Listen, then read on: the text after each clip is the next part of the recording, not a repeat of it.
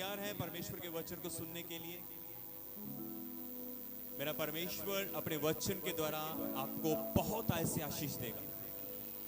मेरा परमेश्वर अपने वचन के द्वारा आपसे बात करेगा। मेरा परमेश्वर अपने वचन के द्वारा आपको दिलेरी देगा। आमेन, हालेलुया। मेरा परमेश्वर अपने वचन के द्वारा आपको स्ट्रॉन्ग करेगा, आपको दिलेर करेगा, आपको भय से आजाद करेगा। आमेन। क्योंकि उसका जो वचन है वो सामर्थी और प्रभावशाली है। आमेन, हालेलुया। सो प्रभु का धन्यवाद। एक बड़ा ही सुंदर गीत प्रभु के दास हमारे भाई डिंपल गा रहे थे। तू मेरा शरण स्थान, तू मेरा गढ़ है। हालेलुया। तू मेरा बल है। बड़ा ही सुंदर गीत है। तू मेरा शरण स्थान, तू मेरा गढ़ है, संकट में मेरा दोस्त है। आमेन। क्या खूबसूरत लाइनें लिखने वाले ने लिखी है और गाने वाले ने गाई है कि यहोवा मेरा शरण स्थान है, मेरा गढ़ है, मेरा बल है और मेरा क्या है? दोस्त है। हालेलुया।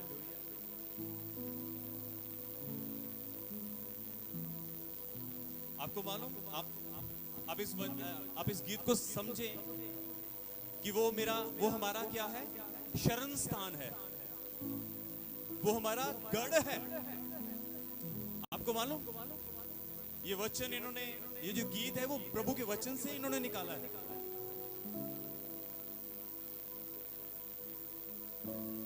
यदि आप भजन संहिता उसका 46 अध्याय यदि आप भजन संहिता निकालेंगे तो यहां पर ऐसा लिखा है, परमेश्वर हमारा शरण स्थान और बल है।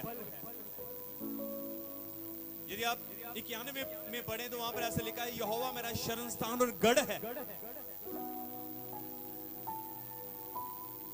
लेकिन संकट में अति सहज से मिलने वाली क्या है? मेरी सहायता। आमीन, सहायता है। मैं आपके लिए परमेश्वर का वचन पढ़ रहा हूं, उसके बाद हम आगे प्रभु के वचन में चलेंगे। लिखा, परमेश्वर हमारा शरण स्थान और बल है, संकट में अति सहज से मिलने वाली सहायता है। इस कारण, ध्यान से सुना, लिखा, इस कारण हमको कोई भय नहीं। हमको, बोलो हमको, मुझे कोई भय नहीं। आगे लिखा है, चाहे पृथ्वी उलट जाए, चाहे पहाड़ समुद्र के बीच में डाल दिए जाए, चाहे समुद्र गरजे और फेन उठाए और पहाड़ उसकी बाढ़ों से कांप उठे। आमीन। इस वचन को पढ़े और सुने जाने के द्वारा खुदा बाप यीशु मसीह आपको बहुत सारी आशीष बरकत दे।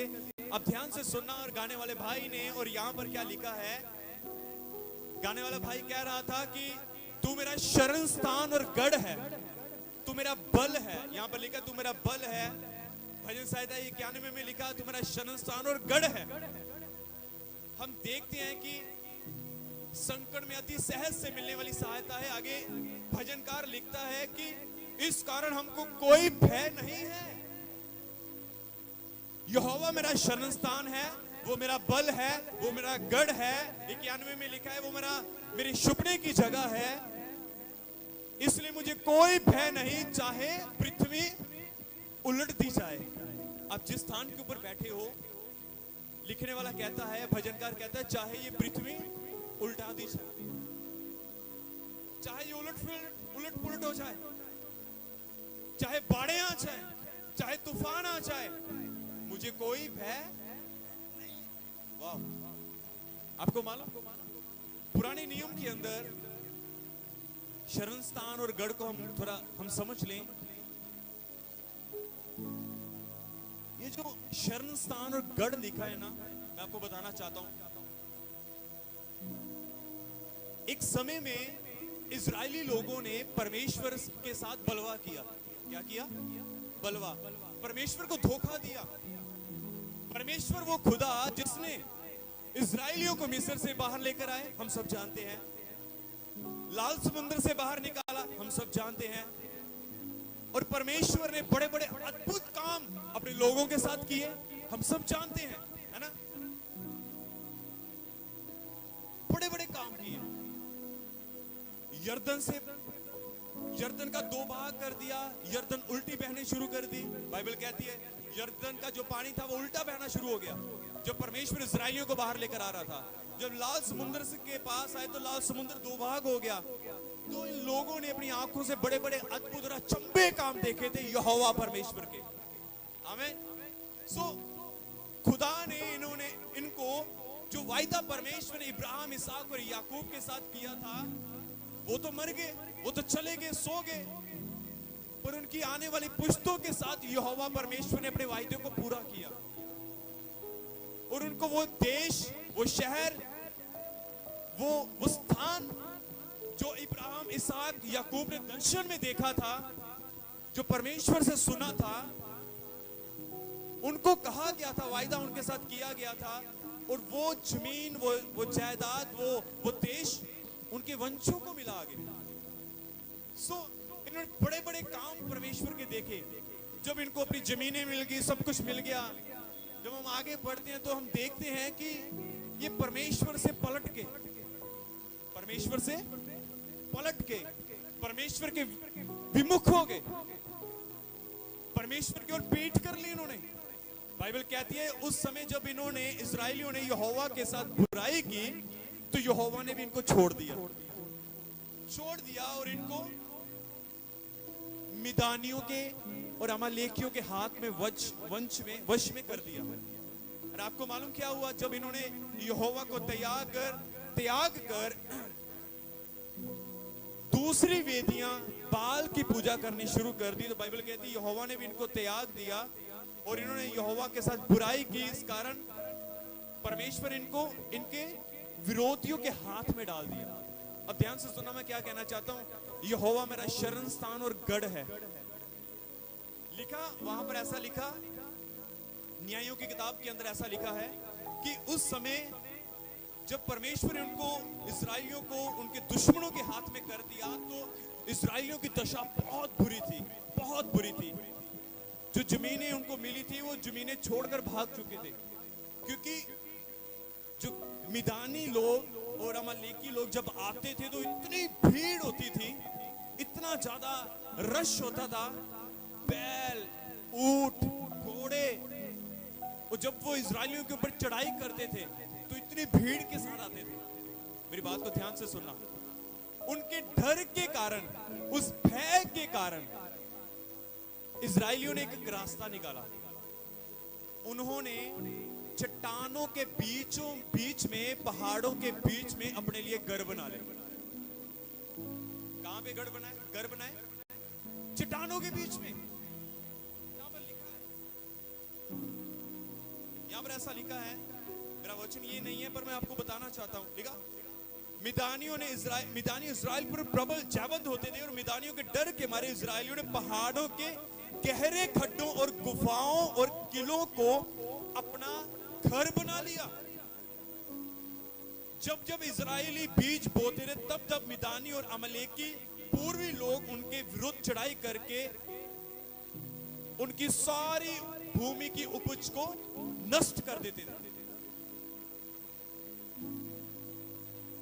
पर मैं आपको यह समझाना चाहता हूं कि शरण स्थान और गढ़, जैसे इजरायली डर के मारे पहाड़ों की शरण में चले गए, पहाड़ों के बीच में उन्होंने अपना घर बनाया, उसकी चट्टानों के बीच में घर बनाया ताकि वो बच सके, ताकि उनका विनाश ना हो, ताकि उनका कोई नुकसान ना हो, ताकि उनकी कोई हानि ना हो।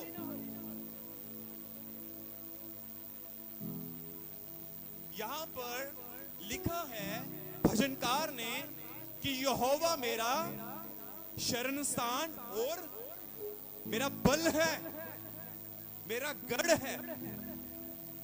तो यहां पर भजनकार कहता है कि यहोवा मेरे छुपने की जगह है।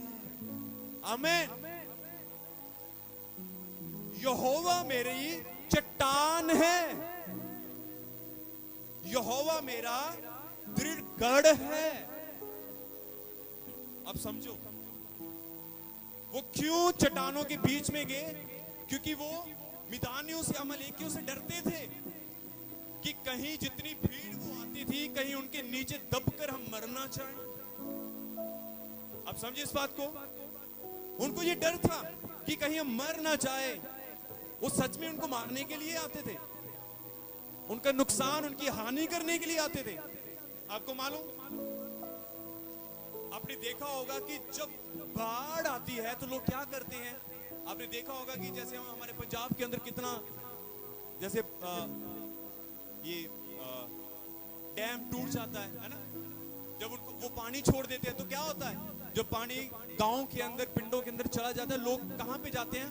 ऊंचे स्थान के ऊपर अपना निवास स्थान बना लेते हैं, ताकि हमारा कोई नुकसान ना हो, हमारी कोई हानि ना हो। यहां पर भजनकार कहता है यहोवा मेरा शरण स्थान है।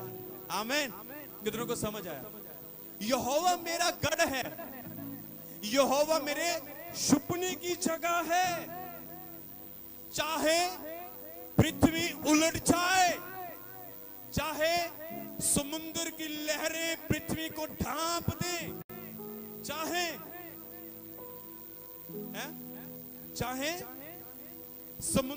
समुद्र गरजे और फेन उठाए और पहाड़ उसकी बाढ़ से ढक जाएं। कहता है कुछ भी हो जाए, कुछ भी हो जाए। क्या लिखा? कुछ भी हो जाए, इस कारण हमें कोई भय नहीं, क्योंकि मेरी सहायता यहोवा की ओर से है। जोर से बोले आमेन, हालेलुया, आमेन। वाह, क्या लिखने वाले ने क्या लिखा है। अब इस बात को समझो।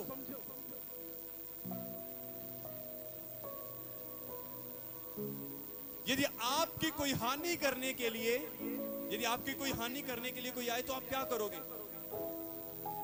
आप अपने घर के अंदर जाओगे भागकर, क्योंकि वो आपका घर है, आपका निवास स्थान है। भजनकार कहता है यहोवा मेरा निवास स्थान है। आमीन। वाह। भजनकार कहता है यहोवा मेरा निवास स्थान है, वो मेरा घर है।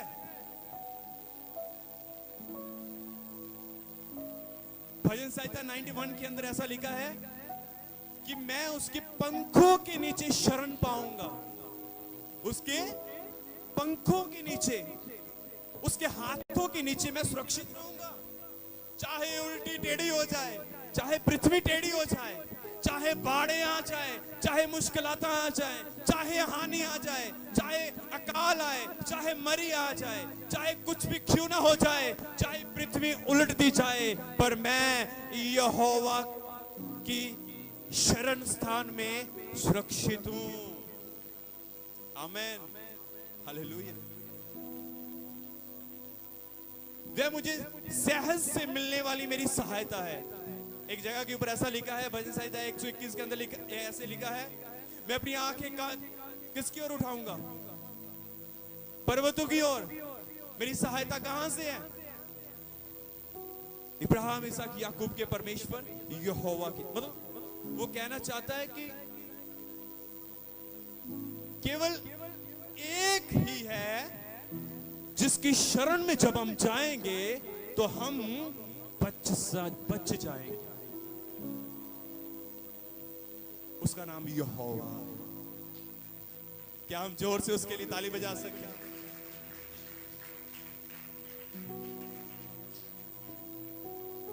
आपने देखा होगा कि जब युद्ध होते हैं, जब बाढ़ें आती हैं, परेशानियां आती हैं, तो हम उस समय लोग अपने छुपने के लिए कोई सुरक्षित स्थान ढूंढते हैं ना, सुरक्षित स्थान। जैसा कि पहाड़, जैसे मैंने बताया, चट्टाने, वो उन लोगों के लिए वो छुपने की जगह है। पर मेरे और आपके लिए मुश्किल समय में, गंभीर हालातों में, परेशानियों में, सताव के अंदर क्लेश के अंदर हमारे छुपने की जो जगह है वो सर्वशक्तिमान परमेश्वर है। आमीन, हालेलुया। कितने समझे इस बात को?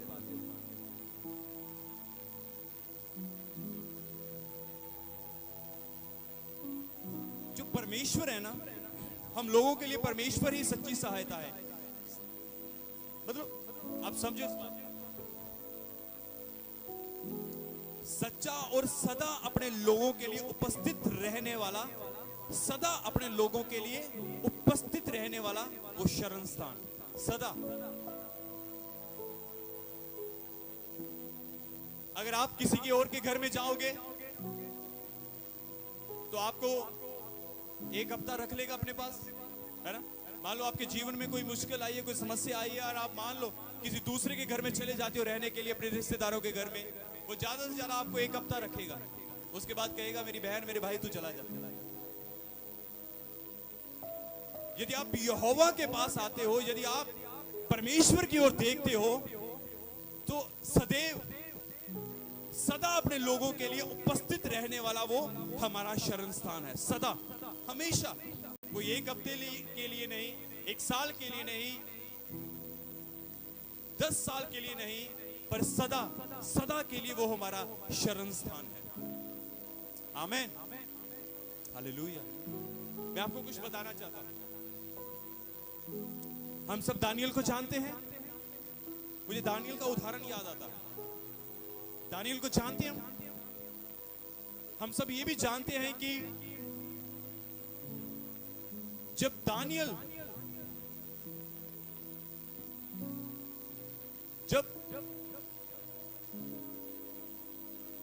राजा ने दानियल को, परमेश्वर का वचन कहता है कि, ध्यान से सुना, प्रभु का वचन कहता है कि खुदा जो राजा था दारा, उसने अपनी सुरक्षा के लिए 120 लोगों को चुना, ठीक है, अपने राज्य के ऊपर अधिकार रखने के लिए और सब चीजों के ऊपर अपनी सुरक्षा के लिए 120 लोगों को चुना। और अपने 120 लोगों को चुनने के बाद उसने 3 लोग और चुने। 3 लोग, कितने लोग? पहले कितने थे? 120, फिर उसके बाद कितने? 3 लोग और चुने। 3 लोग चुने और 3 लोगों में से, उनमें से एक था दानियल, ठीक है, 3 लोगों में से एक था दानियल। और उसने जाना कि दानियल के अंदर उत्तम आत्मा रहती है, और दानियल को और ऊंची पदवी के ऊपर उसको बैठा दिया, और ऊंचा कर दिया। क्योंकि दारा जो राजा था उस समय बेबीलोन के अंदर, वो दानियल से प्यार करता था, और उसको पता था कि दानियल के अंदर एक उत्तम आत्मा रहती है। सो जब उसको और ऊंचा आदर मिला, उसकी महिमा की गई, जब उसकी महिमा बढ़ाई गई, तो 120 लोगों ने, और जो 2-3 के साथ जो 2 थे दानियल के साथ 2 और लोगों ने, उन लोगों ने जेलसी की। उन लोगों के अंदर जेलसी आ गई कि इसको क्यों और ऊंचा कर दिया गया। जेलसी की। उन्होंने कहा, उन 120 लोगों ने, उन 2 लोगों ने, 122 लोगों ने दानियल के प्रति उसके अंदर दोष ढूंढना शुरू किया। बाइबल कहती है उसके अंदर, दानियल के अंदर उन्होंने कोई दोष नहीं पाया, क्योंकि वो दोष, वो गलती का कोई अवसर नहीं देता था। हालेलुया। अब ध्यान से दानियल को पढ़ के देखना, उसके जीवन को, उसके अंदर कोई गलती नहीं थी। जब उन्होंने देखा कि दानियल के अंदर कोई गलती नहीं है, तो हम क्या करें, क्या करें, क्या करें, वो ढूंढना शुरू कर दिया, हम क्या करें। उन्होंने सोचा कि दानियल अपने परमेश्वर से दिन में 3 बार प्रार्थना करने के लिए जाता है। दानियल को बिना बताए वो 2 लोग, 120 लोग राजा के पास जाते हैं, और राजा के पास जाकर कहते हैं, राजा क्यों ना हम एक काम करें। राजा एक काम कर कि 30 दिन तक तुझे छोड़ कोई किसी और की उपासना ना करने पाए, ना कोई अपने देवी देवता की, अपने बाल लोगों की, और ना कोई किसी ईश्वर की और परमेश्वर की, कोई तुझे छोड़ किसकी कोई उपासना ना करे। क्योंकि उनको पता था कि दानियल प्रार्थना करने वाला व्यक्ति है और दानियल प्रार्थना करने से हट नहीं सकता, क्योंकि वो जानते थे कि दानियल दिन में 3 बार प्रार्थना करता था और उनको यही मौका मिला। ये कोई दोष नहीं था, ये उसके अंदर सबसे अच्छी खूबी थी। Hallelujah, hallelujah. वो परमेश्वर से लिपटा हुआ था और परमेश्वर से प्रेम करता था दानियल। हालेलुया। तो उन्होंने यही देखा और यही बात राजा के पास जाकर कहला दी। हम सब जानते हैं कि राजा ने कहा ठीक है, होने दो ऐसा कि हम 30 दिन मुझे छोड़ के कोई किसी की उपासना और आराधना नहीं करेगा, केवल मेरी आराधना की जाएगी, कुछ ऐसा। और उसके ऊपर उन लोगों ने क्या किया कि कहा, तारा राजा से कहा, राजा तो आप इसके ऊपर अपने साइन कर दो, मता पास कर दिया जाए। मता पास हो गया। आपको मालूम क्या हुआ? जैसे ही मता पास कर दिया गया, दानियल को पता लगा कि राजा ने तो साइन कर दिए हैं, अब वो टल ही नहीं सकता। अब राजा खुद भी उसको बदल नहीं सकता था। अगर राजा एक बार अपने साइन कर देना, उसने जो कमांड दी है उसको साइन कर दे, उसके बाद राजा खुद भी उसको बदल नहीं सकता था। दानियल को पता लगा, पर बाइबल कहती है, परमेश्वर का वचन कहता है, दानियल जैसे पहले जाता था और वैसे बाद में भी आज्ञा निकलने के बाद भी, कमांड निकलने के बाद भी वो जाता रहा। वो दिन में 3 बार यरूशलेम की खिड़की खोलकर, उसकी ओर खिड़की खोलकर वह परमेश्वर की आराधना और उससे प्रार्थना करता रहा। दिन में 3 बार वो प्रार्थना करता था। और यही बात जब उसने उन 122 लोगों ने देखा और वो बात जाकर राजा से कही, राजा क्या तूने ये बात नहीं कही थी कि तुझे छोड़ किसकी ओर की आराधना ना की जाए? तूने उसके ऊपर, राजा को याद दिलाया कि तूने उसके ऊपर साइन भी किए थे। राजा कहता, हाँ मैंने साइन भी किए थे। कौन है वो जिसने मेरी आज्ञा को टाल दिया? वो कहने लगे, देख तेरी आज्ञा को टालने वाला दानियल तुझे छोड़ वो अपने यहोवा की उपासना कर रहा है। बाइबल कहती राजा उदास हो गया उस समय, क्योंकि वो उससे प्यार करता था। उदास हो गया, पर वो फिर भी प्रार्थना करता रहा। उसको पता है, दानियल को पता था कि कमांड निकल चुकी है, पर वो प्रार्थना करता रहा। उसको पता था कि राजा ने अपने साइन कर दिए हैं, अब राजा खुद भी बदल नहीं सकता। वो तब भी प्रार्थना करता रहा।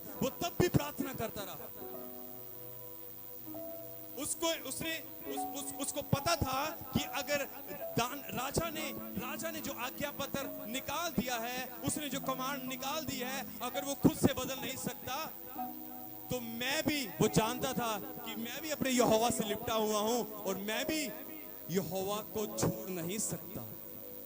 आमीन। मैं भी यहोवा को छोड़ नहीं सकता।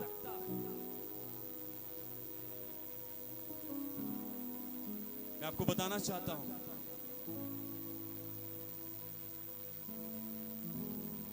अभी हमने एक वचन पढ़ा जो मैंने आपको परमेश्वर हमारा शरण स्थान और बल है। यहोवा हमारा शरण स्थान और बल है, हमारा गढ़ है और संकट में अति सहज से मिलने वाली सहायता है। इस कारण हमको कोई भय नहीं, चाहे पृथ्वी उलट जाए और पहाड़ समुद्र के बीच में डाल दिए जाएं, चाहे समुद्र गरजे और फेन उठाए और पहाड़ उसकी बाढ़ से कांप उठे, हमें कोई डर नहीं। यहां पर दानियल भी ये कहता होगा, मुझे कोई डर नहीं राजा। अगर तूने कमांड निकाल दी है तो मुझे तेरी कमांड का कोई डर नहीं, मुझे तेरे साइन किए हुए का कोई डर नहीं। जिन लोगों ने मेरी चुगली खाई है, जो लोग मेरी विरोधता में खड़े हुए हैं, मुझे किसी का कोई भय नहीं, क्योंकि यहोवा मेरा शरण स्थान है, यहोवा मेरा गढ़ है, यहोवा मेरा बल है और संकट के समय में सहज से मिलने वाली मेरी सहायता यहोवा है। आमीन, हालेलुया, हालेलुया। वो कहता होगा, मुझे कोई भय नहीं, तुमने जो करना है तुम करते रहो, मैं अपनी यहोवा की आराधना और प्रार्थना करता रहूंगा। तुम्हें जो करना है तुम करते रहो, भले ही तूने आज्ञा निकाल दी, कोई कोई भय नहीं, मैं तो अपने यहोवा का भय मानता हूं और मैं उससे प्रेम करता हूं और मैं तो यहोवा से ही लिपटा रहूंगा। हालेलुया। इसलिए राजा मुझे और उन लोगों का मुझे कोई भय नहीं। उसने ऐसा कहा होगा, उसने अपने मन में इतनी उसके अंदर दिलेरी होगी। दिलेरी किस बात की थी? कि यहोवा मेरा शरण स्थान है। उसको पता था कि मैं जिसकी शरण में हूं, चाहे पृथ्वी उलट जाए पर वो मेरी हानि नहीं होने देगा। कलाम कहता है, ध्यान से आगे सुनेंगे, प्रभु का वचन कहता है राजा उदास हो गया और सब लोगों ने दानियल को पकड़ा। कहां से? उसकी प्रार्थना वाले स्थान से उसको पकड़ा और उसको जाकर शेरों की मादा में डाल दिया। बड़ा सुंदर लिखा है।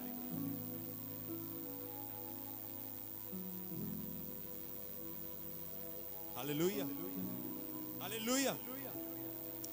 तब राजा ने आज्ञा दी और दानियल लाकर, फिर राजा ने आज्ञा दी और दानियल को लाकर सिंहों की मादा में डाल दिया। और उस समय राजा ने दानियल से कहा, तेरा परमेश्वर जिसकी तू नित्य उपासना करता है वही तुझे बचाए।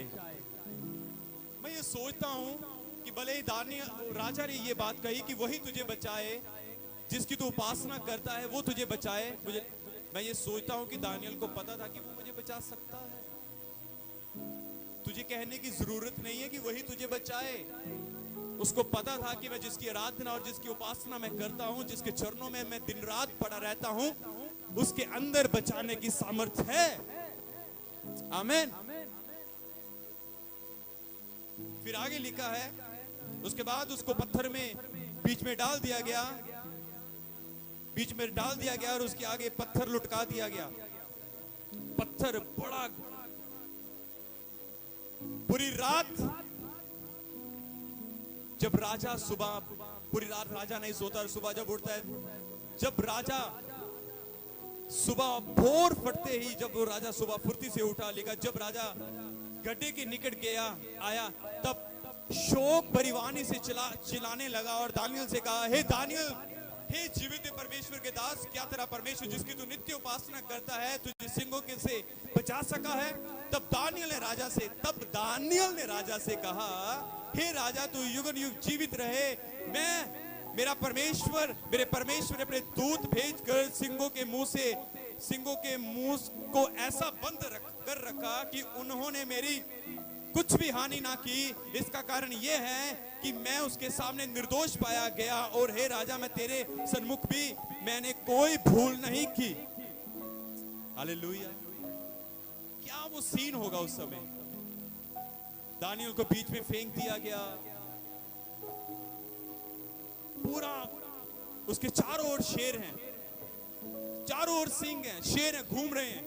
उसको हो सकता है उसको खाने के लिए घूम रहे हो, पर मुझे लगता है दानियल ये कहता होगा, यहोवा मेरा शरण स्थान है, वो मेरा गढ़ है, वो मेरी छिपने की जगह है। यहोवा मेरा शरण स्थान है, इसलिए तुम मुझे खा नहीं सकते। यहोवा मेरा शरण स्थान है, इसलिए तुम मुझे छू नहीं सकते। यहोवा मेरा शरण स्थान है, इसलिए तुम मेरे निकट नहीं आ सकते। पृथ्वी उल्टा दी जाएगी, समुद्र फेन उठाएगा, पर मुझे लगता है शायद दानियल ने ये कहा होगा, ए शेर, मुझे तेरा कोई भय नहीं है। आमीन, हालेलुया। मैं ये सोचता हूं कुछ ऐसा होगा। मुझे तेरा कोई डर नहीं है।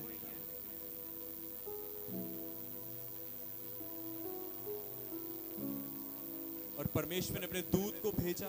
बाइबल कहती है परमेश्वर का दूत आया और उन्होंने शेरों के मुंह को बंद कर दिया, बंद कर दिया। आमीन, हालेलुया। मेरी बात को समझो, मैं आपको क्या कहना चाहता हूं। हमें क्या करना है? इन बातों से हम क्या सीखते हैं? केवल हम सुनना ही नहीं है, पर हमें यहां से सीखना है कि यहोवा मेरा शरण स्थान है। वो आपका शरण स्थान है, वो गढ़ है, वो बल है हमारा, वो हमारी ताकत है, वो हमारी शक्ति है। हम उसकी शरण में, हम उसके पंखों के नीचे शरण पाएंगे। वो हमारा शरण स्थान है, वो सर्वशक्तिमान परमेश्वर है। अब इस बात को समझो, हमें यहां से सीखना है कि अपनी मुश्किल समय के अंदर हमें कहीं और नहीं जाना, पर हमें परमेश्वर के पास आना है और इस बात के ऊपर विश्वास रखना है कि वो मुझे हर एक परेशानी से बचाएगा। ये विश्वास रखना है कि वो हमें हर एक समस्याओं से बचाएगा। हमें ये विश्वास रखना है कि वो हमें हर एक महामारी से बचाएगा। आपको इस बात के ऊपर विश्वास रखना है कि वो मुझे हर एक विपदाओं से बचाएगा। चाहे पृथ्वी उलट जाए, आपको इस बात का विश्वास रखना है कि मैं उसकी शरण में हूं, मैं उसकी हुजूरी में हूं, इसलिए मेरी कोई हानि नहीं होगी। ये वचन हमें दिलेरी देता है, ये वचन हमें साहस देता है, ये वचन हमें इनकरेज करता है, ये वचन हमें सिखाता है, दानियल के जीवन से हमें सिखाता है। जब मैंने आपको इस्राएलियों के विषय में बताया, जो मिदानी लोग उनके ऊपर चढ़ाई करते थे और उनके डर के मारे वो चट्टानों में छुप गए, तो यहोवा हमारी चट्टान है, वो चट्टान है। समुद्र की लहरें उठेंगी। आपने कभी देखा होगा जब समुद्र की लहरें उठती हैं तो चट्टानों से टकराती हैं और चट्टानों से टकराकर वो वापस जाती है, ना कि वो चट्टानों को गिरा देती है। तो यहोवा प्रभु यीशु मसीह हमारी वही चट्टान है। समस्याएं आ सकती हैं, पर यदि हम उसकी शरण में हैं, वो हमारी चट्टान बनकर हमारी निगहबानी करेगा। हालेलुया। वो हमें हर एक परेशानी से बचाएगा। आमीन। वो हमें हर एक समस्या से बचाएगा। आमीन। वो हमें हर एक क्लेश से बचाएगा। आमीन। वो हमें हर एक परेशानी से बचाएगा, हर एक बाधा से बचाएगा। हालेलुया। कितने समझे मेरी बात? वो हमारा क्या है? शरण स्थान है, वो हमारा गढ़ है, वो हमारा परमेश्वर है। आपने देखा होगा दानियल बेखौफ था। कोई बात नहीं, तुम लोगों ने जो करना वो करो, मैं जो करूंगा मैं करता था, करता रहूंगा। वो बेखौफ था इन सारी चीजों से, उसको कोई डर नहीं था, उसको कोई भय नहीं था। जैसे एक बच्चे को, जब एक छोटा बच्चा, जब उस बच्चे के साथ उसके माँ बाप होते हैं, आपको मालूम बच्चा बेखौफ रहता है ना? आपने देखा होगा, आपके भी बच्चे हैं, जब बच्चे आपके साथ हैं, जब बच्चे अपने माँ बाप के साथ होते हैं तो वो बेखौफ रहते हैं। जब वो अकेले होते हैं तब वो डरते हैं, है ना? जब वो अकेले होते हैं तब वो डरते हैं, पर जब माँ बाप साथ में होते हैं वो उनको कोई डर नहीं होता। वो बड़ी मस्तियां करते हैं, यहां वहां भागते हैं, कहीं भी चले जाते हैं। उनको पता है कि हमारे माँ बाप, मेरा बाप मेरे साथ है। इससे बात मैं ये सोचता हूं और मैं अपने जीवन में हमेशा इस बात को देखता हूं कि जब भी कोई समस्या या परेशानी या कोई आपत्ति या कुछ भी आती है, आपको मालूम कोविड के समय में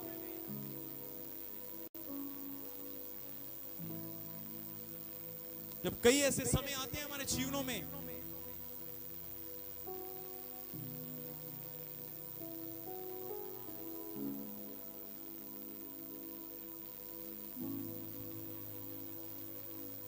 जैसे कि मैंने आपको बताया कि वो बच्चे बेखौफ रहते हैं। उस समय उस समय में मैं और मेरा घराना बेखौफ था।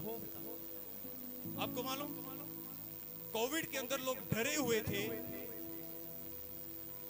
पिछले समय में जब जो भी हालात चल रहे थे हमारे देश के अंदर, हमारे पंजाब के अंदर, लोग डर रहे थे और उस समय भी मैं और मेरा घराना बेखौफ था। हमें कोई डर नहीं था, हमें कोई भय नहीं था। आपको मालूम उस समय मुझे कोविड भी हुआ था, लोगों को पता नहीं है, हमारी कलीसिया को पता नहीं, उस समय मुझे कोविड भी हो चुका था, पर मुझे तब भी कोई डर नहीं था। किस बात का डर? जब यहोवा मेरे साथ है। किस बात का डर? चाहे कोविड आ जाए, चाहे अकाल आ जाए, चाहे लड़ाई लग जाए, चाहे कुछ भी हो जाए, यहोवा मेरा शरणस्थान। आपको अपने जीवन के हालातों में, हर एक हालातों में, अपने जीवन के हर एक हालातों में इसी विश्वास के साथ जीना है। आपको अपने जीवन के हर एक समय में इसी विश्वास के साथ जीना है, यहोवा मेरा शरणस्थान और गढ़ है, वो मेरा सहायक है, सहज के समय मिलने वाली मेरी सहायता है। आमीन। आपको मालूम, आपका डर दूर हो जाए, आप भय से आजाद हो जाओगे, आपको डर नहीं लगेगा। हालेलुया। आप घबराओगे नहीं, वो हमारा शरण स्थान और गढ़ है। आमीन। Thank you Jesus. हालेलुया। प्रभु के नाम को जलाल मिले सारा, प्रभु के नाम को महिमा मिले सारी। आमीन।